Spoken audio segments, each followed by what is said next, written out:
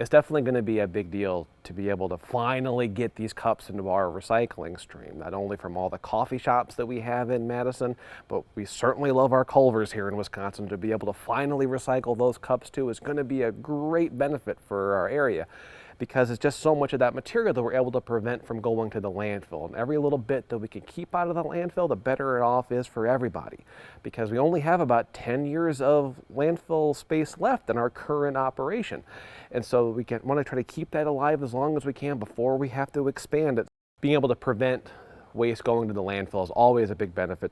So when it comes to recycling your hot and cold cups, like this coffee cup here, you want to make certain it's free of liquid, so empty. If you're not willing to tip it up over your head to shake any liquid out, then you still got a little bit more work to do. You want to make certain it's completely free of liquid, and then you can put it into your recycling cart. The plastic lid that comes on your coffee cups, take that off, that goes in the trash. That's a little too flat to actually go in our recycling stream to be sorted out, so still throw that away.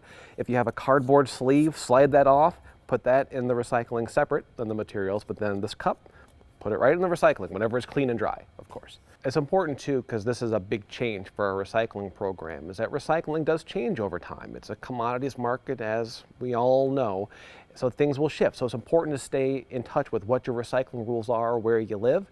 So getting those official resources, and the city of Madison is picking up a copy of the Recyclopedia, or going to our website, which is cityofmadison.com/recycling, and be certain that you know what you can put in the cart, so you're doing it the right way. Because it's not just recycling more, you're putting stuff into the cart that you really wish can be recycled, so you think someone will figure it out, so you throw it in the cart. That's not the way to do it. Make certain you're following those rules and staying up on those rules, because things change sometimes, like these cups, for example. Another way that you can also stay informed with recycling is that if your neighborhood happens to have a master recycler, or someone who went through that master recycler program the city put on last year, and will be doing again in 2022, listen to them as well, because part of being a master recycler is staying engaged with this information, and so you know. And if you want to be a master recycler as well, you can sign up on the Sustain Dane's website. So it's sustaindane.org/better is where you can find that information. Also, the recycling information for the entire Dane County area, they have a lot of good information on that site as well. It's also important too to finally be able to do these cups, because these are one of the items that we get asked a lot about at the streets division. Like, can I recycle these takeout cups, because they do it in Denver or they do it in other places around the country. So it's great to be able to finally have this in recycling here in Wisconsin. Plus, it's just a good story, because we have so many bad headlines about recycling, just the system from the past few years.